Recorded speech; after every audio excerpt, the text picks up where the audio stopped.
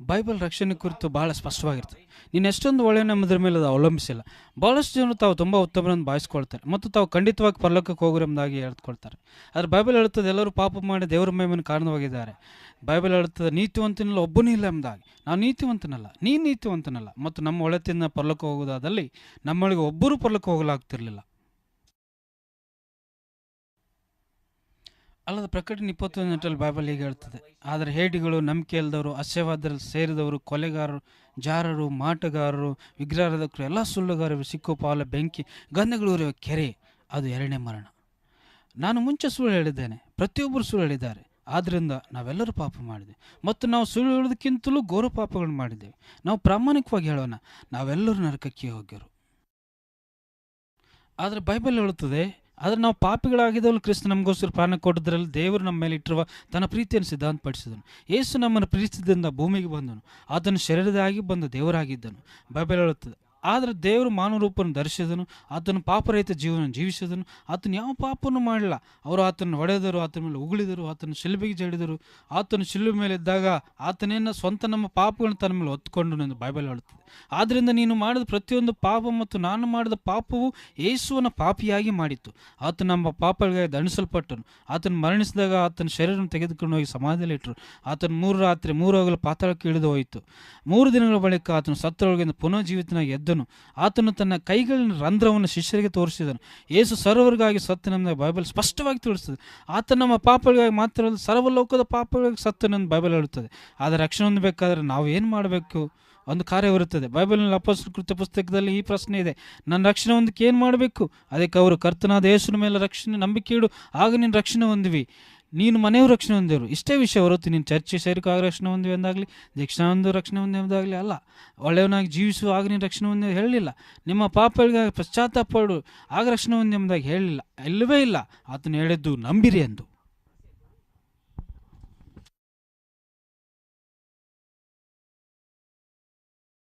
ಬೈಬಲ್ನಲ್ಲಿ ಅತ್ಯಂತ ಪ್ರಸಿದ್ಧ ವಚನ ಹೊಂದಿದೆ. ಅದು ಇನ್ ಆ್ಯಂಡ್ ಔಟ್ ಬರ್ಜರ್ ಶಾಪ್ನ ಒಂದು ಕಪ್ ಅಡಿಯಲ್ಲಿ ಸಹ ಬರೆಯಲ್ಪಟ್ಟು, ಅದು ಬಹಳ ಪರಿಚಿತವಾದ ವಚನ. ಎಲ್ಲರೂ ಅದನ್ನು ಕೇಳಿದ್ದಾರೆ. ದೇವರು ಲೋಕದ ಮೇಲೆ ಎಷ್ಟೋ ಪ್ರೀತಿನಿಟ್ಟು ತನ್ನ ಒಬ್ಬನೇ ಮನನ್ನು ಕೊಟ್ಟನು.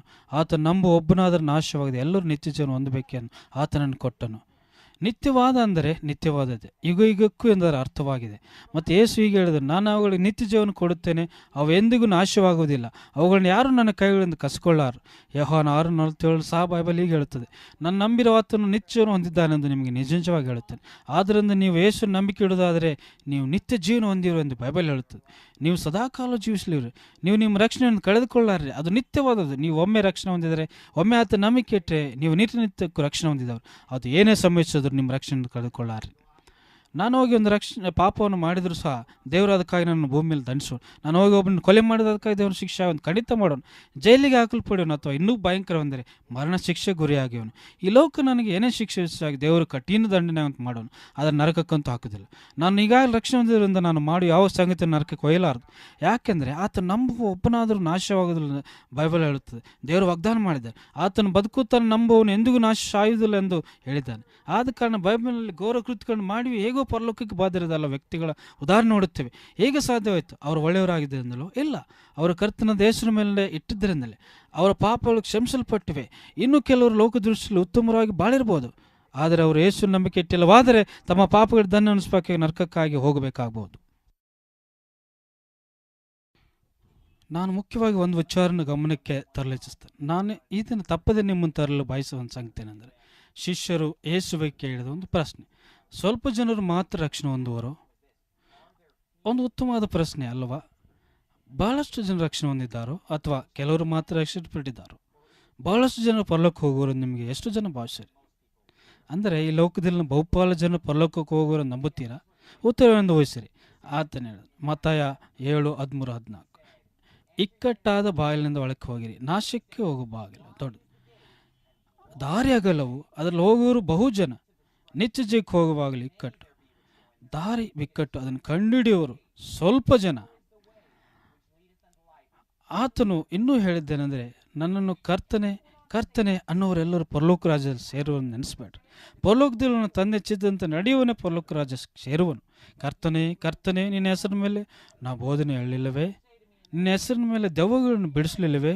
ನಿನ್ನ ಮೇಲೆ ಅನೇಕ ಮಹತ್ಗಳನ್ನು ಮಾಡಲಿಲ್ಲವೇ ಎಂದು ಆ ದಿನದಲ್ಲಿ ಎಷ್ಟೋ ಮಂದಿ ನನಗೆ ಹೇಳೋರು.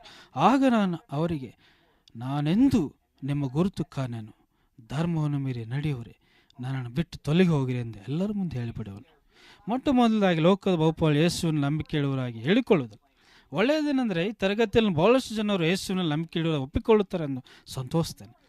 ಆದರೆ ಲೋಕದ ಬಹುಪಾಲು ಜನ ಒಪ್ಪಿಕೊಳ್ಳೋದು, ಆದರೆ ಯೇಸುವಿನ ನಂಬಿಕೆ ಇಡ್ತಾನೆ ಹೇಳಿಕೊಳ್ಳು ಎಲ್ಲರ ನಡುವೆ ಸಹ ಇರುವ ಕೆಲವರ ಕುರಿತು ದೇವರು ಎಚ್ಚರಿಸಿದ್ದಾನೆ. ಆ ದಿನದಲ್ಲಿ ಆತನನ್ನು ಕರ್ತನೆಂದು ಕರೆಯುವ ಅನೇಕರು ಸಹ ಬಂದು, ಕರ್ತನೇ, ನಾವು ಅಹಮತ್ಕಾರಗಳನ್ನ ಮಾಡಲಿಲ್ಲವೋ, ನಾವು ರಕ್ಷಣೆ ಹೊಂದಿದವಲ್ಲವೋ ಎಂದು ಹೇಳುವರು. ಆತನು ಅವರಿಗೆ, ನಿಮ್ಮ ಗುರುತು ನನಗಿಲ್ಲ, ನಾನು ಬಿಟ್ಟು ತೊಲಗಿ ಹೋಗಿರಿ ಎಂದು ಹೇಳೋನು. ಅದಕ್ಕೆ ಕಾರಣ ರಕ್ಷಣೆ ನಮ್ಮ ಕೃತ್ಯಗಳಿಂದಲ್ಲ, ನಿಮ್ಮ ಸ್ವಂತ ಕ್ರಿಯೆಗಳು ನಿಮ್ಮ ರಕ್ಷಣೆ ಎಂಬುದು. ಆದರೆ ನೀವು ಶಿಕ್ಷಾಸನವನ್ನು ಪರಲೋಕ ಹೋಗೋದನ್ನು ಭಾವಿಸೋದಾದರೆ ನಿರಾಶರಾಗುವಿರಿ. ನೀವು ಯೋಚಿಸ್ಬೋದು, ನೀವು ಒಳ್ಳೆಯ ಜೀವನ ನಡೆಸಬೇಕು, ನೀವು ಆಜ್ಞೆ ಕೈಕೊಂಡು ನಡಿಬೇಕಂತ ಭಾವಿಸ್ತೀರಿ, ಚರ್ಚಿಗೆ ಹೋಗಬೇಕು, ನಿಮ್ಮ ಪಾಪಗಳನ್ನ ಬಿಟ್ಟು ತೊಲಗಿಕೊಳ್ಳಬೇಕು ಎಂದು ಹೇಳ್ಬೋದು.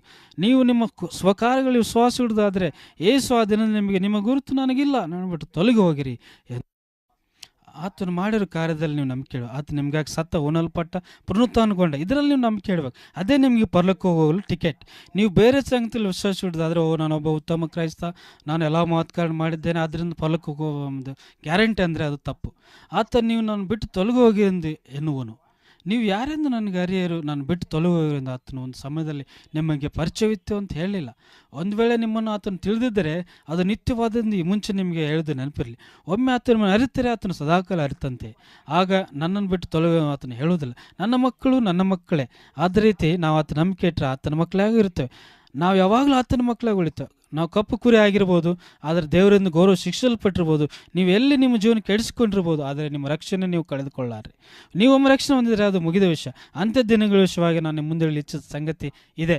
ರಕ್ಷಣೆ ಅಥವಾ ವಂಚನೆ ಕುರಿತು ಪ್ರಶ್ನೆ ಕೇಳಲು ನಿಮಗೆ ಕೆಲವು ನಿಮಿಷಗಳಿರುತ್ತವೆ, ಕೇಳಬಹುದು.